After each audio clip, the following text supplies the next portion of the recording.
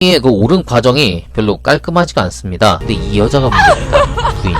왕비 한번 더 해먹으려고 곧바로 죽은 남편은 빈소에다 놔두고 시동생들을 찾아갑니다. 부끄러운 줄 아시오! 많은 백성들이 부잣집 노비로 들어가겠죠. 이게 국가 입장에서 좋은 걸까요?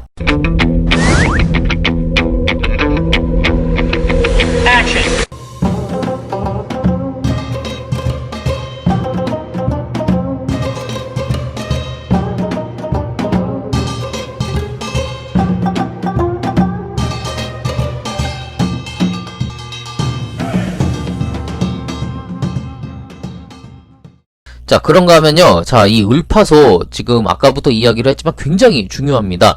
어쩌면은 앞서서 지난 시간에 신대왕 때는 명림답부, 국상 명림답부가 있었기에 신대왕이 빛을 발할 수 있었고요. 이번 시간에는 이 구대 고국천왕, 바로 이 을파소가 있기 때문에 고국천왕이 또 빛을 발할지도 모르겠습니다.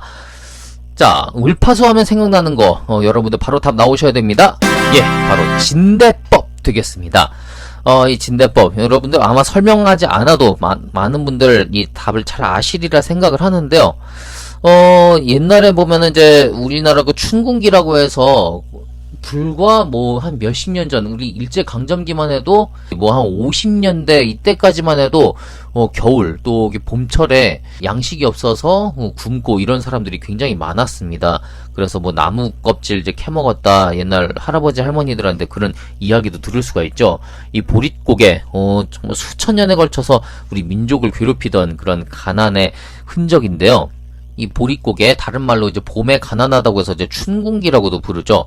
이 춘궁기에 백성들에게 나라의 양식을 꿔주고 가을에 추수하면 갚게 하는, 좀 지금 생각으로 보면 좀 간단한 그런 제도지만 당시로서는 굉장히 혁신적인 그런 생각이었습니다. 우리나라 최초의 그 빈민구제제도, 또 농민복지제도라고도 생각을 할 수가 있어요. 진대법의 의미를 살펴보면요, 처음에 보릿고개가 있습니다.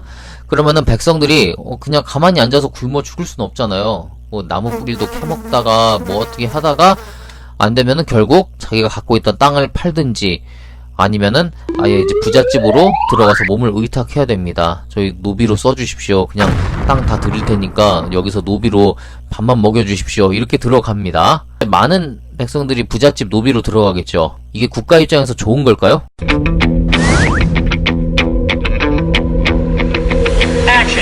절대 그렇지 않습니다. 자, 옛날에 노비가 어떤 겁니까? 권리가 없습니다. 그냥 물건이에요. 그렇기 때문에 사람으로서의 뭐 권리라든지 인권 같은 거를 이제 행사할 수가 없습니다. 근데 권리가 없기 때문에 의무도 없어요. 그래서 노비들은 뭐 세금을 낸다든지 군대를 간다든지 이런 일이 없습니다. 그런 의무를 지지 않아요. 자, 이러면은 국가 입장에서는 이제 일반적인 평민들이 다 세금을 내고 군대에 가고 또 나라에서 뭔가 일을 해야 된다. 그럼 나와서 또 부역도 하고 그러는 겁니다. 그런데 그럴 사람이 없어지는 거거든요. 사람이 다 물건이 됐으니까. 나라 입장에서는 세금도 줄고요. 국가 수입이 적어집니다. 또 국방력도 약해집니다. 나라 입장에서 절대 좋은 게 아닙니다. 자, 그래서 어떻게 하느냐? 을파소의 의견대로 진대법을 실시합니다. 백성들은 노비가 되지 않아도 돼요. 나라에서 곡식을 꿔주니까. 그래서 이걸로 잘 먹고 농사 열심히 지어서 또 나라에다가 열심히 세금도 냅니다. 당연히 백성의 그 자존감도 높아지겠죠. 우리가 이제 노비가 되지 않아도 살 수 있구나. 나라에서 곡식을 꿔주니까 역시 우리 그 평민으로서 계속 살아갈 수가 있겠구나. 자존감이 높아집니다. 예, 당연히 국가의 수입도 강화되고 국방력도 강화됩니다. 그만큼 예, 나라에 대한 충성도도 높아지죠. 우리나라 좋은 나라야. 역시 왕이 또 을파소 어른이 잘 살펴주시니까 우리가 이렇게 열심히 살 수가 있어 하는 거죠. 이 당시에 정말 이 진대법에 대한 소문이 퍼져서 이게 중국에도 없던 제도예요. 그래가지고 옆에 있었던 한나라나 뭐 부여에서 사람들이 막 건너왔다고 합니다. 고구려 저기 가서 살자. 저기 되게 좋은 나라래. 이 진대법은 이제 나중에도 계속 이어져서 뭐 고려시대 때는 의창, 또 조선시대 때 환곡이란 이름으로 이제 바뀌게 됩니다. 그런데 이제 조선시대 환곡쯤 되면은 이 제도가 오래되니까 썩어가지고 백성들을 괴롭히는 그런 수단으로 전락하고 맙니다. 하여튼 제도도 오래되면은 예, 다 썩고 백성들을 괴롭히는 수단으로 돌변을 합니다. 네, 을파소. 정말 백성 생각밖에 없었습니다. 오로지 백성을 위한 마음으로 좋은 제도들을 많이 만들어냈고요. 또 백성들의 목소리에 늘 귀를 기울였습니다. 참 조선시대 때 그 세종대왕의 그런 모습을 보는 것 같은데요. 처음에 고국천왕이 그 을파소를 등용했을 때 많은 신하들이 그 반대를 했었다고 했잖아요. 그런데 이런 그 반대를 했던 사람들마저도 나중에는 이 을파소를 존경할 정도까지 됐다고 합니다. 야, 정적까지 진심으로 존경하게 만든다.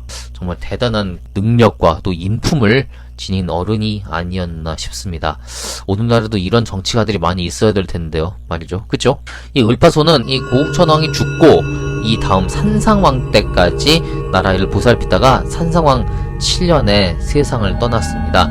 이때 온 나라의 백성 모두가 슬퍼했다고 합니다. 자, 이어서 산상왕으로 한번 가보겠습니다. 앞서 신대왕의 네 번째 아들이 되겠습니다. 10대 산상왕인데요. 고국천왕의 동생이 되죠. 근데 그 왕위에 그 오른 과정이 별로 깔끔하지가 않습니다. 고국천왕의 아들이 없긴 없었는데 그러면 동생이 이어받을 수도 있습니다만 그 과정이 별로 좋지가 않아요.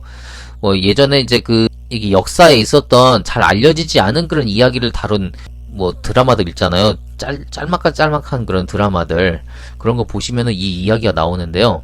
자, 옛날에 그 연맹왕국 부분에서 그 형사 취수제에 있는 나라들 배우셨죠?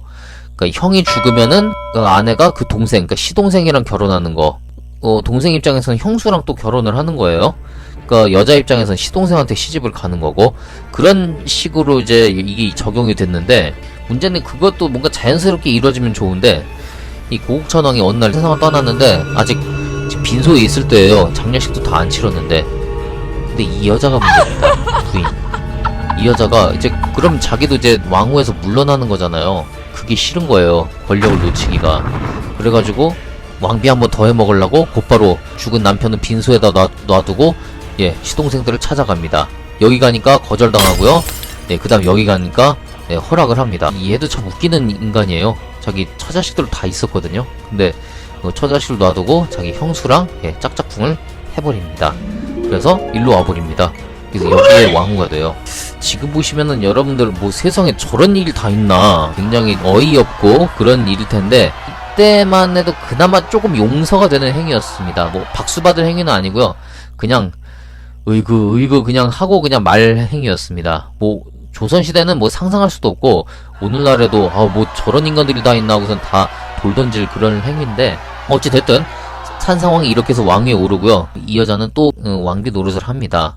자, 이렇게 되니까요. 백성들 입장에서 어떻게 될까요? 네, 왕을 다 욕하겠죠. 왕과 왕비 저것들 저것들이 어떻게 우리 지도자냐 그러면서 다 욕을 하죠. 아무리 형사 취수제가 용서를 받는다 쳐도. 부끄러운 줄 아시오. 자, 그래서 산상왕이 했던 게 뭐냐? 도망을 갑니다. 지금까지 고구려의 수도가 국내성에 있었죠. 미남이라고 써있는데 국내성입니다. 국내성에 있다가요. 거기서 거리가 좀 되는 환도성으로 천도를 합니다. 자, 예전에 한번 이야기를 했는데 2대 유리왕이 졸본에서 여기 국내성으로 천도를 했었어요. 그 당시에 왜 천도를 했죠? 그렇습니다. 소선호랑 그 비류 온조를 몰아낸 것 때문에 백성들 인심 안 좋았습니다.